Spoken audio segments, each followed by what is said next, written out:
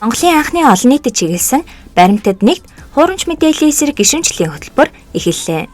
Сэтгүүл зүйн инновац хөгжлийн үр төвийн дэргэдэх Монголын баримт шалгах төвөөс хуурамч мэдээллийг бууруулж мэдээллийн манипуляцид автаагүй хэрсэн хэрэглэгчийг олон болгох зорилготой гишүүнчлэлийн хөтөлбөрөөр зарлах нээлттэй удирдлагыг зохион байгууллаа.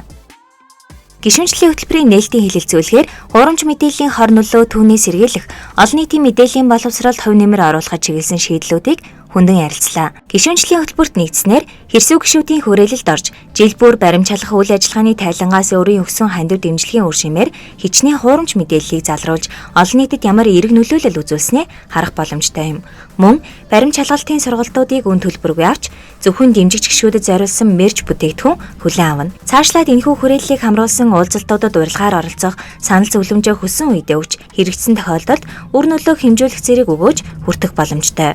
Хамгийн гол нь таны дэмжлэгээр хүн бүрийн мэдээллийн боловсролыг дээшлүүлэх, нийгмийн итгэлцлийг нэмэгдүүлэхэд чиглэсэн үйл ажиллагаагаар хэрсэн иргэдийг илүү олон болгож төлөвшүүлэх нь урт хугацааны бодит үнцийг таны нийгэмдээ оруулж буй хувь нэмэр байх юм.